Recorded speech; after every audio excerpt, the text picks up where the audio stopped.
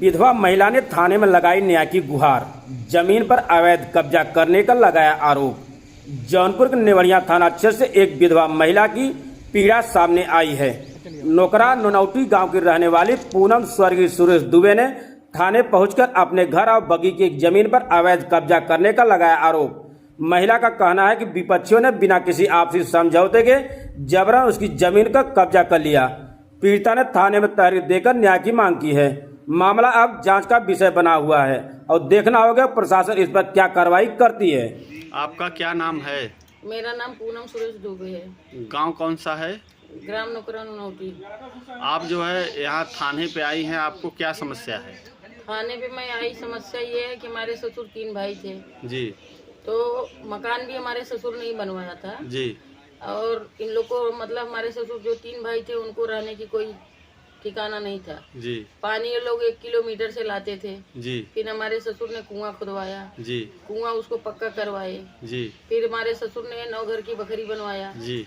फिर इसके बाद एक दलान बनवाया, ओसार बनवाए। जी। सब कुछ हमारे ससुर ने किया। जी। और ये लोग जो है कि हमारे हस्बैंड के मरने के बाद जी। ये लोग पूरे मकान को गिरा दिए बकरी को। कौन कौन गिराए, क्या नाम है? परमदेव, रामलोचन, ज्वाला और चंदन। ये आपको जानकारी कब मिला कि बकरी आप गिर गया? बकरी मेरे को आज 4-5 दिन पहले मिला।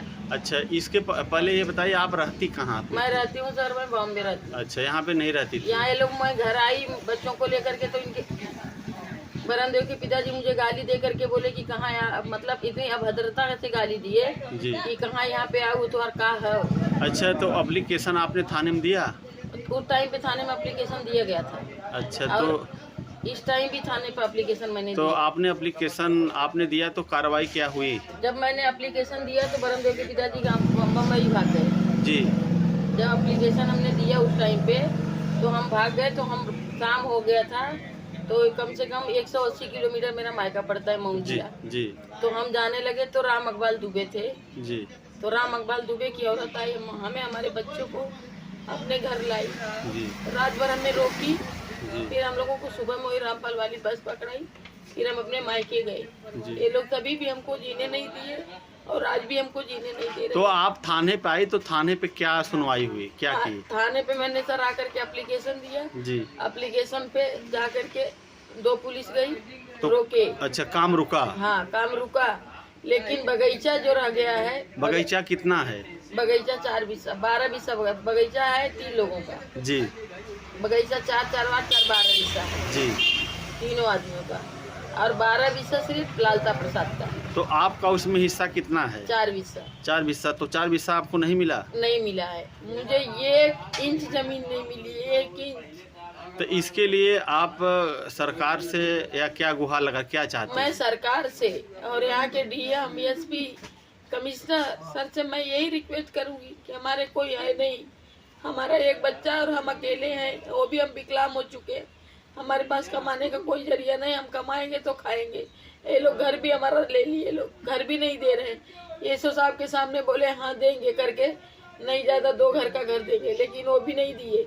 यीशु साहब के सामने वो लोग न फोन उठा रहे न मिल रहे। पुलिस गई थी तो बोलते हैं रामलोचन मुंबई चले गए और बरमदेव घर छोड़ के भागे, मोबाइल बंद किए हैं। हम यही चाहते हैं, हमें किसी से न झगड़ा करना है न तकरार करना है। 3 हिस्सा बांट करके तुम अपना बनाओ, हमारा छोड़ दो। हमारे पास पैसा होगा हम बनाएंगे। हमारी और कोई आपसे लड़ाई, उनसे लड़ाई नहीं है। न हमारी लड़ाई बरमदेव से है, न लोचन से, न ज्वाला से, न रामचंद्र से। हमें लड़ाई नहीं लड़ना है क्योंकि हमारे पास लड़ाई लड़ने की ताकत। आज 6 दिन से हम लोग दौड़ रहे हैं, 6 दिन से हम लोग दौड़ रहे हैं, लेकिन ये बेशर्मों को शर्म नहीं लग रही है कि आके थाने पे बोलता है कि मैं इनको नहीं पहचानता। जब दरोगा जी बोले कि मारूंगा जूता निकाल के, अभी पहचान जाओ। तो आपको यहाँ थाने से पुलिस गई थी, काम को रुकवा दिया गया है। हाँ। केवल आप न्याय चाहती हैं? हम न्याय चाहते कि हैं, आपका जो हिस्सा हो आपको मिले। हमारा जो हिस्सा है वो मिले हम बस।